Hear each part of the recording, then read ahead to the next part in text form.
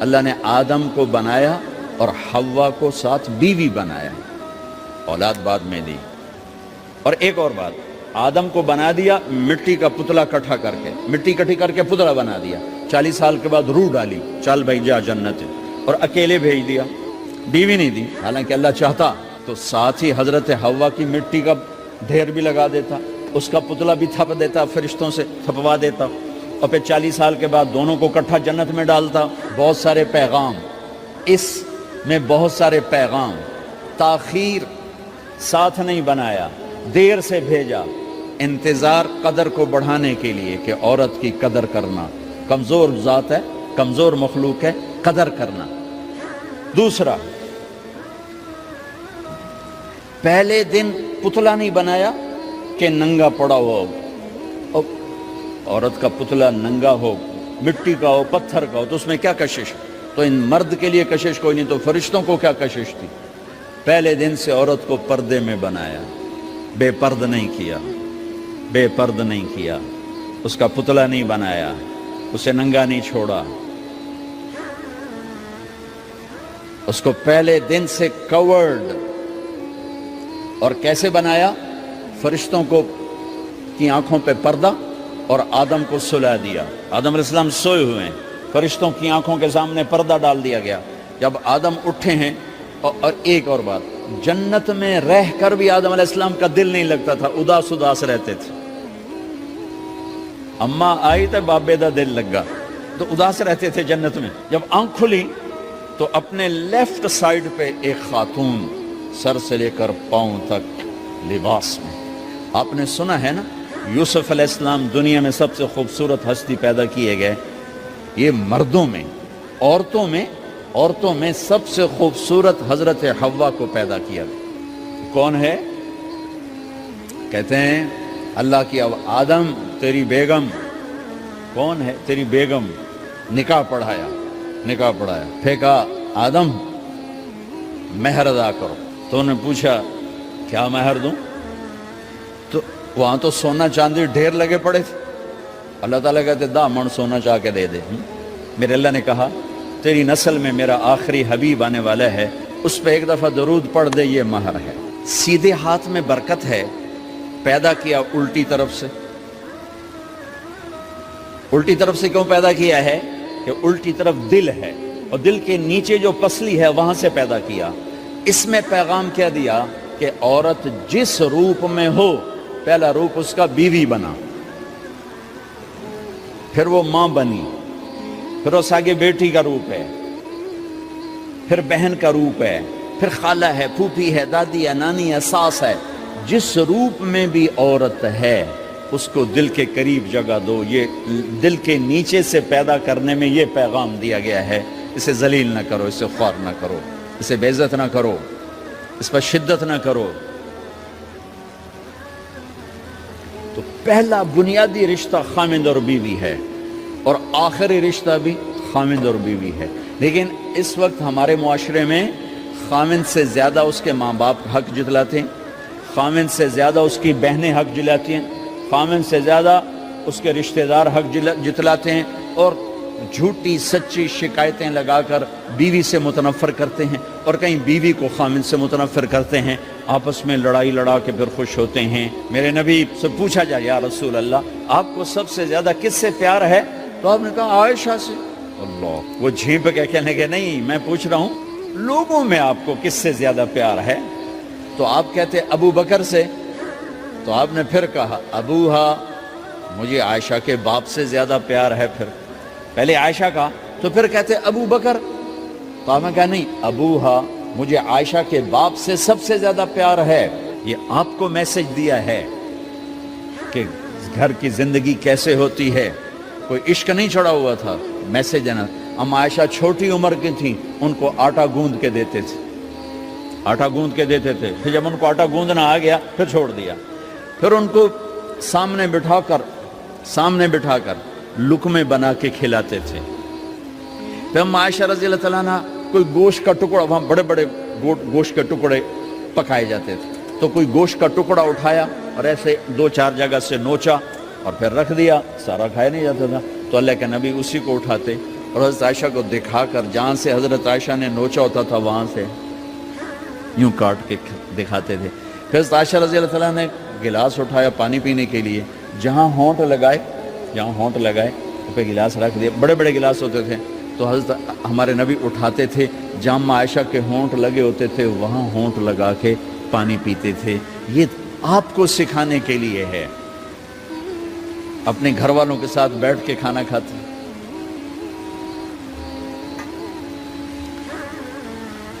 یہ میرے نبی کی معاشرت ہے, یہ میرے نبی کی زندگی. گھر میں جھاڑو دیتے, اپنے کپڑے خود دھوتے, کوئی چیزیں بکھری پڑی ہوتی تو بیوی کو نہیں ڈانٹتے, خود اٹھ کے سیٹ کر کے رکھ دیتے. گھر والوں کے ساتھ مل کر برتن دھوتے, صفائی کرتے, گھر والوں کے ساتھ مل کر. یہ میرے نبی کی ایک خوبصورت زندگی ہے. بھائیوں بہنوں, ہم بھلا چکے ہیں. بیوی کے لیے خامد کو سب سے بڑا حقدار. بعض لڑکیاں ایسی نادانی کرتی ہیں کہ شادی کے بعد بھی اپنے ماں باپ کی آنکھ کو دیکھ کے چلتی ہیں. شادی کے بعد سب سے بڑا حق خامد کا ہے. شادی کے بعد سب سے بڑا حق خامد کا ہے. ماں باپ پیچھے چلے جاتے ہیں, بہن بھائی پیچھے چلے جاتے ہیں. لیکن یہ نادانیاں بھی دیکھنے کو ملتی ہیں کہ شادی کے بعد بھی ماں باپ اپنی بچی کو اپنے قابو میں رکھنے کی ترتیبیں سوچتے ہیں تو وہ بھی اپنی بچی کا گھر برباد کر دیتے ہیں. میرے نبی سے پوچھا گیا, یا رسول اللہ, عورت پر سب سے زیادہ کس کا حق ہے؟ تو آپ نے فرمایا اس کے خامد. ایک خاتون ہے, یا رسول اللہ میری شادی ہو رہی ہے تو میرے اوپر میرے خامد کا کیا حق ہے؟ تو آپ نے ارشاد فرمایا, تیرے خامد کے جسم پر زخم ہو, زخموں میں پیپ پڑ جائے اور تو اپنی زبان سے چاٹ کے زخم صاف کرے تو تو نے اپنے خامد کا حق ادا نہیں کیا. خامد کو سمجھایا کہ سب سے بہترین مسلمان وہ ہے جو بیوی سے اچھا سلوک کرتا ہے, اور میرا سب سے اچھا سلوک ہے اپنی بیویوں کے ساتھ. یعنی قاب قوسین او ادنا آپ کا مقام ہے. اللہ پاک کا دیدار اپنی آنکھوں سے کیا ہوا ہے, اور آپ ہمیں معاشرت سکھا رہے ہیں کہ ایک جہاد کے سفر سے واپس آ رہے ہیں, ہم عائشہ ساتھ ہیں. تو آپ نے صحابہ سے کہا, بھئی آگے چلے جاؤ. سارے آگے چلے گئے. جب سارے نظروں سے غائب ہو گئے تو آپ نے کہا, عائشہ دوڑ لگاؤ گی میرے ساتھ؟ عائشہ نے نہیں کہا, میرے نبی نے کہا, دوڑ لگاؤ گی؟ آج کل کا کوئی علامہ بھی یہ نہیں کرے گا. عائشہ دوڑ لگاؤ گی میرے ساتھ؟ کہا جی لگاؤں گی. تو دوڑ لگائی. تو عائشہ فرماتی ہے میں آگے نکل گئی, اللہ کے نبی پیچھے رہ گئے. چاہے آپ جان بوجھ کے آستہ ہوئے ہوں ان کی دل جوئی کے لیے. کچھ سال گزر گئے, پھر جہاد کے سفر سے واپسی ہو رہی ہے تو آپ نے صحابہ سے کہا, بھائی آگے چلے جاؤ. تو سارے آگے چلے گئے, غائب ہو گئے. عائشہ دوڑ لگائیں؟ کہا جی لگائیں. تو فرمایا کہ ان دنوں میں ذرا موٹی ہو گئی تھی, جب دوڑ لگائی تو اللہ کے نبی آگے نکل گئے. تو پھر آپ نے کہا, عائشہ ہذہ بتلک, عائشہ اب تیرا میرا حساب برابر ہو گیا. اس دفعہ تو آگے نکل گئی, آج میں آگے نکل گیا. یہ میرے نبی کی معاشرت ہے کہ بھری محفل میں کہہ رہے ہیں مجھے عائشہ سے سب سے زیادہ پیار ہے. اور عرب میں عیب تھا, جیسے ہمارے ہاں بھی عیب ہے کہ کوئی بھری محفل میں کہ مجھے بیوی سے سب سے زیادہ پیار. کہ تیری ماں کتنے گئی؟ بھائی ماں کا اور خانہ ہے, بیوی کا اور خانہ ہے. ماں کی اور جگہ ہے, بیوی کی اور جگہ ہے. تو میں آپ سب سے کہتا ہوں, ماں باپ کی وجہ سے بیویوں پہ زیادتی نہ کرو, بیوی کی وجہ سے ماں باپ پہ زیادتی نہ کرو. بڑے ہو تو بڑے بنو. ہمارے نبی تو آپ سسر بھی ہیں نا, آپ نے 4 بیٹیوں کی شادیاں, 2 تو ایک ہی کو دے دی, عثمان کو, رقیہ اور ام کلثوم رضی اللہ تعالیٰ عنہما, حضرت عثمان کے نکاح میں. ابو العاص رضی اللہ تعالیٰ عنہ کو زینب, اور سب سے پیاری محبوب بیٹی حضرت علی رضی اللہ تعالیٰ عنہ. باقی 3 نکاح بڑے سادہ کیے. حضرت فاطمہ کا نکاح بڑے دھوم دھام سے کیا. ان کا رشتہ لے کر صدیق آئے, یا رسول اللہ میں خواہش مند ہوں, آپ چپ رہے. پھر حضرت عمر بعد میں گئے, یا رسول اللہ میں خواہش مند ہوں, آپ چپ رہے. تو عبد الرحمن بن عوف رضی اللہ تعالیٰ نے حضرت علی سے کہا, علی تو جا, تجھے دے دیں گے. وہ کہنے کہ میں تو بہت غریب ہوں, مجھے کہاں دیں گے. حضرت علی کا ذاتی گھر بھی نہیں تھا, کسی سے ایک کوٹھا مانگ کے اس میں رہ رہے تھے مدینہ میں. کہا نہیں تو جا جا. تو یہ مسجد میں پہنچے, اللہ کے نبی کو دیکھا تو ایسا روب طاری ہوا کہ بولے ہی کچھ نہیں. اللہ کے نبی کو تو پتہ ہے کہ کیا ہے اور کس لیے ہے. تو آپ نے کہا علی کیسے آئے؟ چپ. کہا لگتا ہے فاطمہ کے رشتے کے لیے آئے ہو. جی ہاں. تو آپ نے کہا انشاءاللہ. اتنا کہا انشاءاللہ, اور چپ ہو گئے.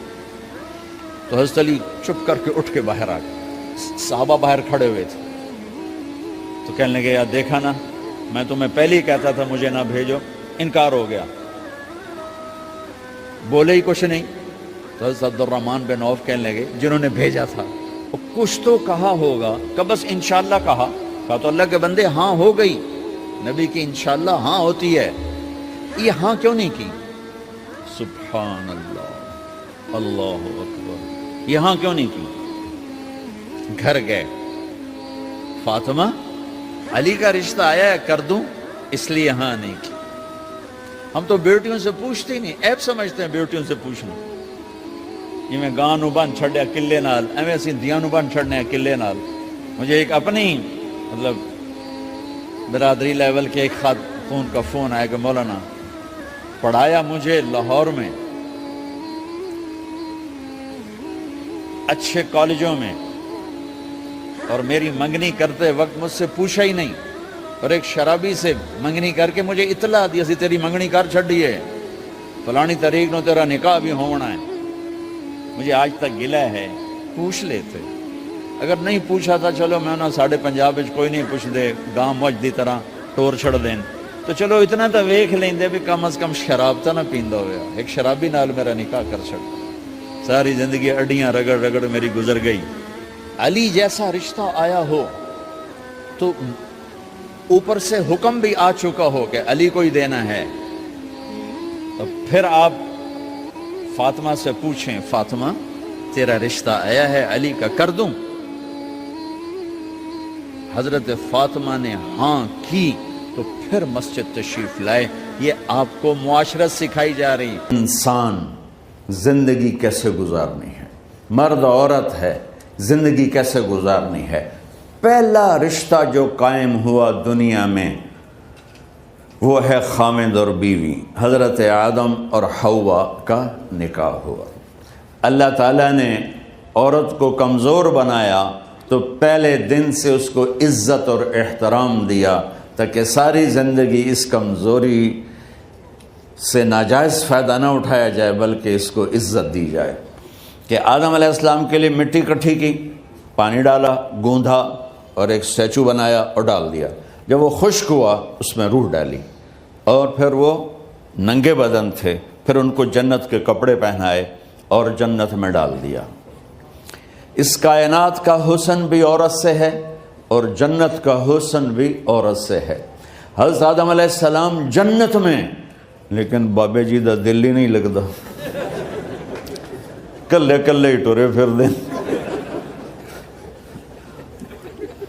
اب اللہ نے عورت کو بنانے کا ارادہ کیا تو اللہ ایک ڈھیر مٹی کا اکٹھا کر کے عورت کے لیے بھی بنا دیتا اور اس کا اسٹیچو بنا دیتا اور اس کو خشک ہونے دیتا, پھر اس میں روح ڈالتا, پھر اس کو کپڑے پہناتا. آپ حیران ہوں گے سبحان اللہ, اللہ نے ایسا نہیں کیا. آدم علیہ السلام سوئے, آنکھ کھلی تو دیکھا ایک خوبصورت حسین عورت. یہ بات اکثر لوگوں کو معلوم ہوگی کہ یوسف علیہ السلام دنیا کے حسین ترین انسان تھے, اور یہ بات شاید کسی کو معلوم نہیں ہوگی کہ دنیا کی سب سے حسین خوبصورت عورت حضرت حوا ہے. حوا جن پر بڑھاپا آیا ہی نہیں, 1000 سال کے قریب زندگی گزاری, بڑھاپا نہیں آیا. حضرت آدم اور حوا قریب قریب عمر تھی. حضرت آدم کی عمر تو کتابوں میں مل جاتی ہے 1000 برس, لیکن حضرت حوا کی عمر کتنی تھی یہ کہیں پڑھنے کو ملا نہیں. اس لیے میں اندازہ کرتا ہوں کہ قریب قریب ہوگی, بڑھاپا نہیں آیا, بیماری نہیں آئی. اور حضرت حوا کو مینسز بھی نہیں آتے تھے. یہ عجیب بات آپ کو بتاؤں, اللہ نے اتنا جنت کا ان کے اندر نمونہ رکھا. تو جب حضرت آدم کی آنکھ کھلی تو دیکھا ایک حسن کا پیکر، انہوں نے تو جنت ہی بھول گئی. کہنے لگے یا اللہ ہن دل ٹھریا جا کے یا اللہ کون ہے؟ کہ تیری بیگم. کہ واہ جی واہ، موجاں ہی موجاں. تو اللہ تعالیٰ نے نکاح پڑھایا.